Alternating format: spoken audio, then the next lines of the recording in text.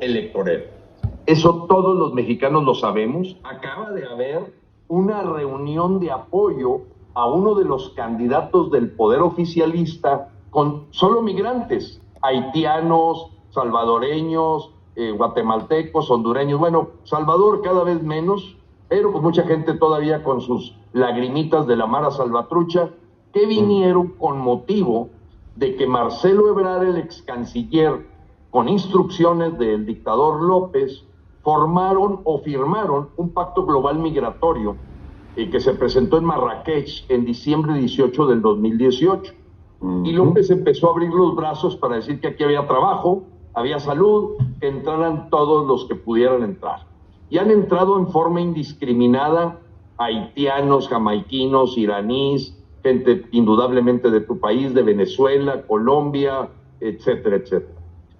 Hay que tomar en cuenta lo siguiente: por primera vez en la historia de México, los estados fronterizos de los Estados Unidos, de la parte norte de México, se quejaron de la llegada de terroristas por la vía de estas caravanas calificadas de humanitarias. Pero ¿quién era quien organizaba esas caravanas humanitarias en donde tú veías una capacidad económica de desplazamiento que no es propio de alguien que vaya en caravana de manera, con pobreza? No. Veías que había gente en avión, había gente en autobús, había gente que tenía sus chanclas, como decimos aquí en México, sus zapatillas casi sin mucho caminar, y se metieron, probablemente hablamos de 2 millones de personas. De inmediato a la mayoría de ellos se le dio credencial para votar. Se le empezaron a dar derechos que no los tienen ni los mismos mexicanos. Yo personalmente, no digo que todos, pero vi en algunos estados de la República hoteles llenos de migrantes, con habitaciones que al menos te cuestan $40 el día, al menos, para hablar de, oye, ¿con qué capacidad económica vienen y se meten a un hotel? Decías, aquí hay algo detrás. Bueno, hay que decirle a todos los latinos que en nuestro caso tenemos un problema porque el canciller mexicano, que acaba de renunciar, está casado con alguien que fue la embajadora de Honduras en México. Su nombre, Rosalinda Bueso. Y por ello el origen de todas las caravanas estaban en la zona de Tegucigalpa, en la zona de los principales capitales de Honduras, y desde ahí iniciaban los desplazamientos a ir sumando gente para romper rejas, entrar indiscriminadamente, porque no estaba preparado para nada la zona migratoria de México, y terminaron tomándose hasta ciudades enteras. Entonces el problema migratorio ha sido una divisa de ataque y de negociación con los Estados Unidos, utilizado por México para azuzar, poner contra la pared al gobierno de los Estados Unidos. Mike Pompeo, el anterior secretario de Estado con Donald Trump, en su libro refiere el cómo tuvieron que apretarle las tuercas a Marcelo Ebrard y a López, de que estaban verdaderamente jugando con fuego y estaban provocando un problema en la zona fronteriza, que es muy grande, casi 3.300 kilómetros con Estados Unidos, y que estaba poniendo contra la pared a los gobernadores de los Estados Unidos, pero también en México, Eduardo. La parte fronteriza mexicana en la parte norte tiene unos problemas gravísimos. Es más, hace 48 horas acabo de ver ahí hace 100 migrantes teniendo que hacer sus necesidades en la calle, asaltando en algunos casos porque no hay trabajo. El desplazamiento de mexicanos a los Estados Unidos ronda en 30,000 mexicanos por mes. Mexicanos que no tienen, para sobrevivir se tienen que ir a los Estados Unidos, pero con una contradicción impresionante, porque el presidente de México genera o dice en forma triunfalista que hay un récord de remesas, cuando la verdad es que es una vergüenza que nuestros hermanos mexicanos, compatriotas, tengan que salir del país para poder sostener a sus familias en México, y que este señor lo presente como algo que es un logro de él. No, pues es una vergüenza que México no sea capaz de absorber al propio talento mexicano. Entonces, en la parte migratoria diría que es parte de las estrategias de ataque que tiene el imperio iraní, chino y ruso de utilizar como títere a través de Díaz-Canel al dictador López. Mira, sí, por supuesto, la inmigración en este momento se está utilizando como un caballo de Troya para destruir las economías, destruir los sistemas judiciales, sanitarios y educativos de los países desde dentro. Ya la guerra ha cambiado. Nosotros, ya la guerra ya antes era caerse a pedradas y a palos, después cuchilladas, después a espadas, después con balas, ya pues ya volvemos ahora estamos en una etapa donde pues es infiltración, es cambio geopolítico, es cambio incluso del fenotipo de los habitantes de la zona, que es lo que está ocurriendo en este momento en Europa con esta inmigración que hay, donde ves que viene una patera llena de hombres en edad militar, bien fornidos, con entrenamiento militar, con buenos teléfonos celulares y bien vestidos. Y encima el gobierno español les da una paga mensual. Los mete en hoteles mientras que hay una gran desgracia en la sociedad española por restringir la libre industria, el libre comercio, que ya hemos hablado que es el engranaje de las economías de todos nuestros países, y ahí es donde se utiliza esto. También es monetariamente es un gran negocio. Todas las remesas que mandan los mexicanos que trabajan en Estados Unidos y los venezolanos que estamos desperdigados por todas partes, mandamos dinero al gobierno, estos tiranías nos roban. Claro. Y nos interesa todo esto. Entonces, por eso la inmigración es algo muy importante. Ahí, ¿qué solución le ves tú a la parte de inmigración? Mira, la verdad, Eduardo, he tratado de exponer ante mis compatriotas que el centro y el corazón de la estrategia para darle un rumbo diferente al país es un Estado de Derecho que no permite tolerancia cero, que su principio es tolerancia cero. El asunto es que se ha venido moviendo el umbral para considerar a algún delito de tal manera que se ha creado un círculo perverso de que nos hemos acostumbrado a la normalidad de la violación de la ley porque la hace el propio presidente, la hacen sus corcholatas o candidatos, la hace su equipo de trabajo, y entonces hasta él se atreve en forma descarada y cínica a decir: a mí no me salgan con que la ley es la ley. Entonces el principio fundamental de cómo poner un país al menos en una base bien cimentada es lo que yo le llamo la ley y el orden. Y no vamos a hacer mano de hierro en la propuesta que tenemos en ese sentido. Aquí nadie sobre la ley, y empecemos por ordenar todo para efectos de que no existe impunidad, que genera corrupción, y la corrupción, criminalidad, y empieza un círculo perverso. Lo vamos a romper en principio diciendo: nadie por encima de la ley, sea quien sea.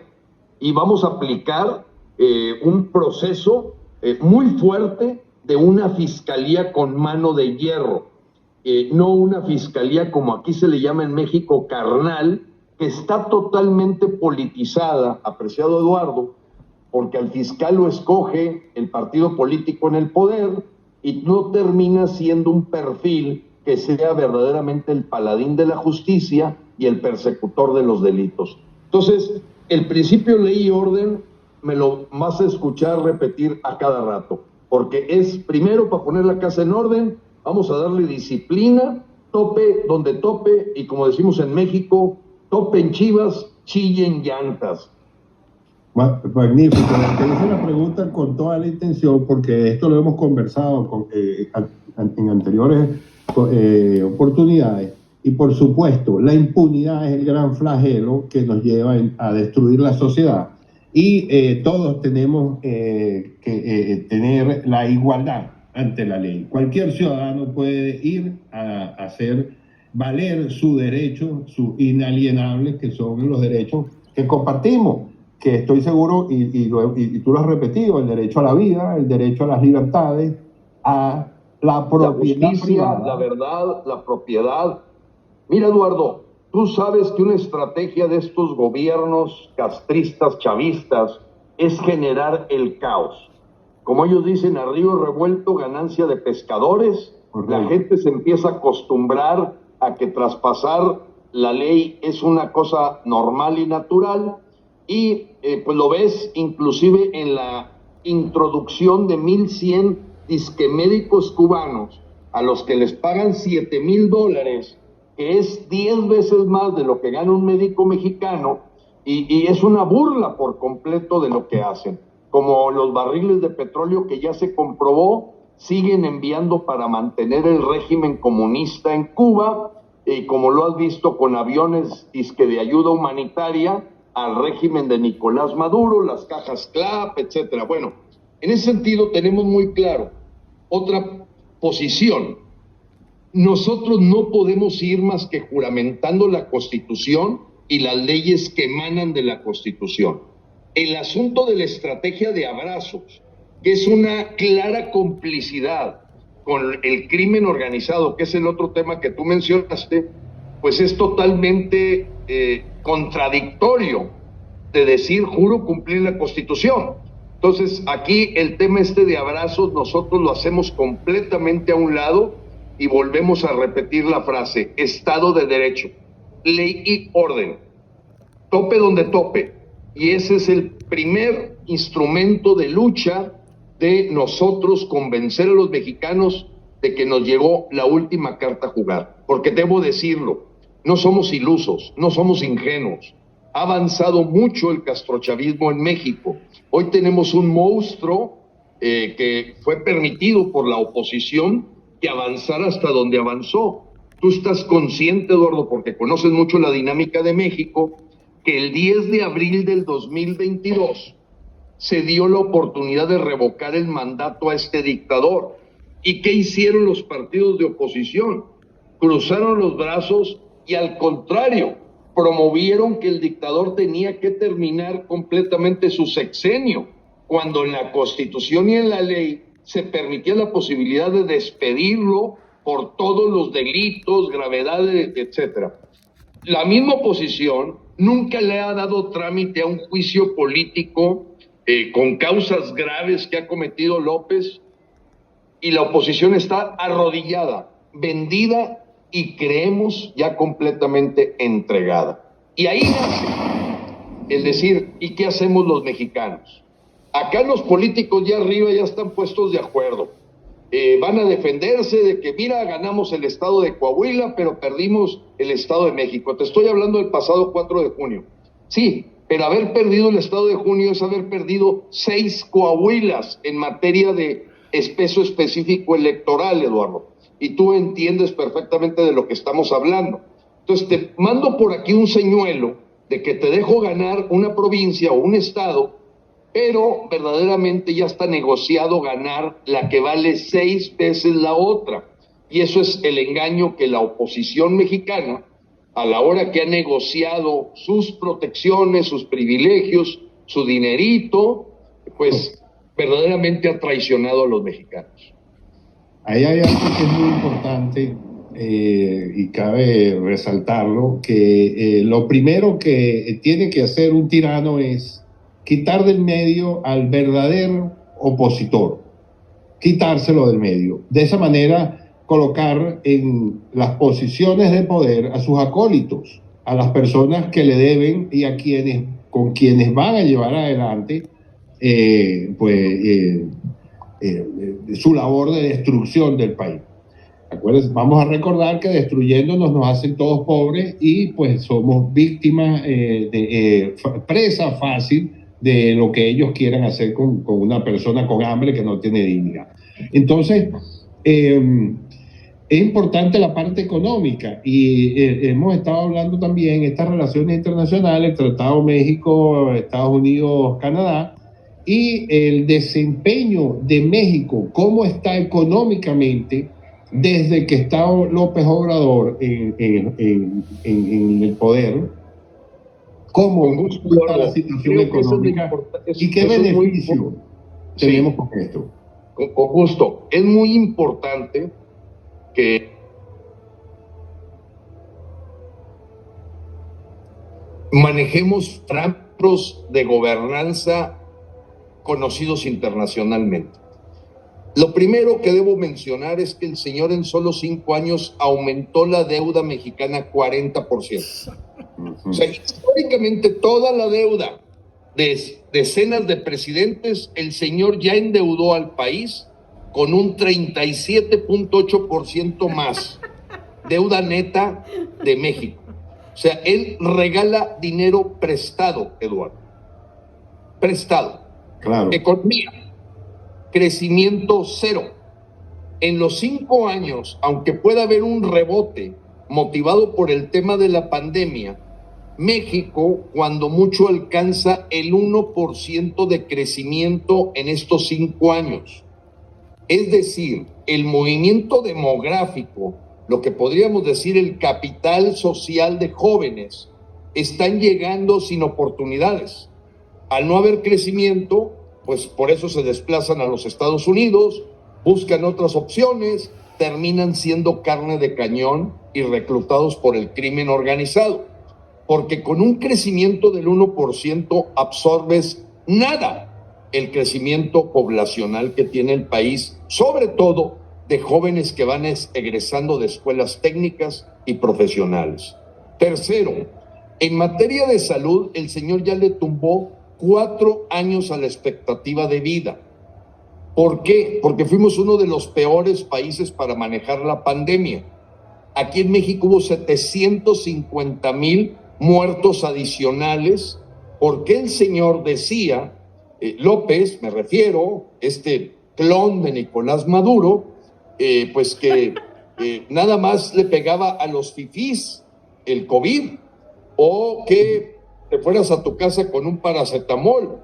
Desmantelaron por completo el sistema de salud, acabaron con los programas que era uno importante llamado Seguro Popular, y hoy doy un dato adicional. 35% de la demanda que tienen los mexicanos de medicinas que les receta las instituciones de salud no existen. Hay un desabasto que como nunca, esto es bien importante, Eduardo, nunca se había hablado de escasez de medicamentos en México. Nunca. Otro dato más. El nivel de pobreza medido por la institución Coneval, que es hasta cierto punto autónoma, aunque con recursos públicos, ha visto crecer la pobreza en 6.5 millones de mexicanos. Es decir, la clase media en solo 5 años perdió 6.5 millones de mexicanos que pasaron ahora a la categoría de pobreza. Cuando él dice primero los pobres, yo siempre he dicho que parece que está diciendo primero más pobres. Vámonos a otro dato de la gobernanza que es clave. El tema educativo, se eliminó por completo la comparación con la prueba PISA internacional, que nos permitía saber en ciertas competencias importantes educativas cómo iba el país en su educación. Hoy los libros se están llenando de ideología. Veíamos en algunos libros de texto de 140 páginas, la preparación en matemáticas no pasa de 25 páginas. Es increíble cómo está deteriorándose la capacidad a futuro de los niños y jóvenes mexicanos para competir pues en un concierto mundial, porque la idea es aislarlo como un lunar tipo Cuba, tipo Nicaragua, que para ellos no existe otro entorno que no sea el de la tiranía propia. Voy al tema, ya te dije de la economía, en el tema internacional. Insultamos al Parlamento Europeo, le exigimos a España que nos pidiera disculpas por la conquista, con todo lo que eso significa, se echó encima al gobierno de Estados Unidos diciendo que había que quitar la Estatua de la Libertad porque es lo que menos tiene ese país, mientras estaba entregando la medalla Águila Azteca a Miguel Díaz-Canel. Entonces aquí, como decimos, el que no quiere ver es que es ciego. Está ocurriendo tal cual la agenda del Foro de Sao Paulo y no hay aquí con eso termino, un solo indicador, Eduardo, uno solo que haya mejorado. Ni pobreza, ni salud, ni educación, ni el índice Gini. ¿Qué es el índice Gini? Que se supone que mide la posibilidad de ir mejorando la distribución de la riqueza. Se sigue alejando. Los ricos se vuelven mucho más ricos porque están coludidos, se acaba la clase media y empieza un universo miserable que el propio presidente en las mañaneras, tipo aló presidente de Hugo Chávez, dice que indudablemente quien sostiene con sus votos a su gobierno son los ignorantes y los pobres. Así de claro, o sea, aquí no hay mentira, no hay doble cara. Es cierto que las promesas que él hizo son 180 grados de lo que está haciendo, pero ya ningún mexicano puede pasarse de inocente, de no saber qué rumbo lleva México.